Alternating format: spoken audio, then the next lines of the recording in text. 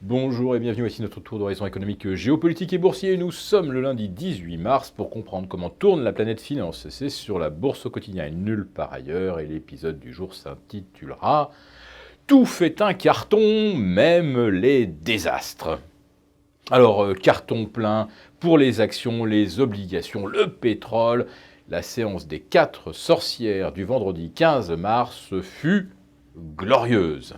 Une semaine qui s'est conclue par une progression de plus de 2% des valeurs françaises, de 3% du Nasdaq, qui a fini le trimestre à plus 15%, devançant largement le S&P et ses 12,5%, battu cette fois-ci donc par le CAC 40 et ses 14% de hausse. Oui, le CAC 40 en l'espace de 10 semaines engrange autant de points que durant toute une année normale et surtout 2 fois plus de gains qu'au plus haut de l'année 2018. Rappelez-vous de ce rallye de août-septembre qui avait laissé des souvenirs émus aux investisseurs. Mon Dieu, qu'est-ce que ça montait!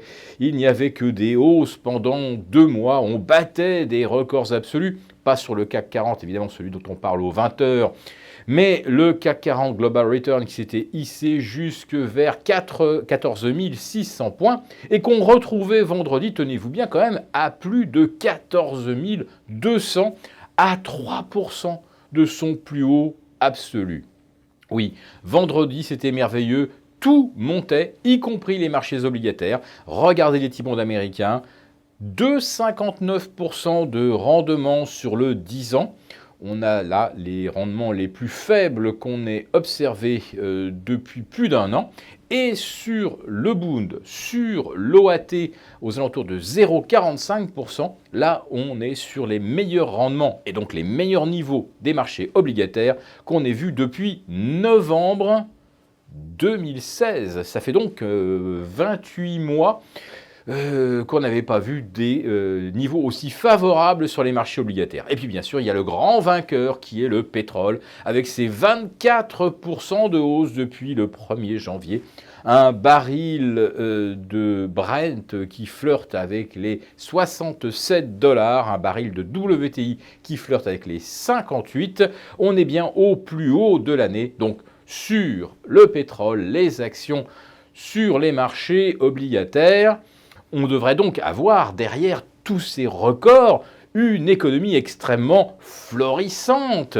On devrait avoir des croissances peut-être encore supérieures à celles qu'on anticipait au début de l'année 2018. Eh bien non, on est sur des anticipations qui se situent environ 30% en retrait. Quand on a des bourses au plus haut historique, c'est que généralement on a aussi le plein emploi, on a des hausses de salaire. Lorsqu'on a des records boursiers historiques, nous avons regardé sur les 30 ou 40 dernières années, il n'y avait pas de manifestations de gens protestant de leurs difficultés à vivre, luttant pour davantage de pouvoir d'achat. Les précédents records historiques boursiers ont toujours été des périodes de calme social. Alors, que se passe-t-il cette fois-ci pour que ce calme n'existe pas, en tout cas, surtout pas en France? Alors, je vais vous éclairer un petit peu l'autre partie du titre, qui était tout cartonne, y compris les désastres, car ce matin, je suis passé par les Champs-Élysées, je les emprunte tous les matins avant de venir enregistrer, et il y avait une foule ce matin, on se serait cru un samedi ou un dimanche où on piétonise les Champs-Élysées. Jamais vu autant de monde en train de faire des photos, les Champs-Élysées complètement embouteillés également par les curieux. Alors à part le Fouquet's qui est fermé, les autres brasseries des Champs-Élysées vont certainement aujourd'hui faire une des meilleures journées de l'année 2019. Alors dommage évidemment pour le Fouquet's, et c'est bien ennuyeux parce que moi ce matin j'avais un déjeuner investisseur, on a été obligé de se rabattre, rendez-vous compte, sur le Georges V, c'était terrible. Pour ceux qui comptaient aller faire leurs courses chez Hugo Boss, c'est très embêtant, la boutique des Champs-Élysées est fermée, vous allez être obligé d'aller jusqu'à la boutique du Faubourg Saint-Honoré ou prendre le RER, faire une station dans le métro et aller chez Hugo Boss aux Galeries Lafayette. Quelle misère! Oui, les médias sont très très émus par les déprédations survenues sur les Champs-Élysées, ces boutiques cassées. Alors je vous rassure, elles sont bien assurées. Mais les médias qui par contre ne s'émeuvent pas beaucoup pour des vies brisées par le chômage, le surendettement, les huissiers des usines qui ferment, etc. Ça non, les médias, ça ne les préoccupe guère.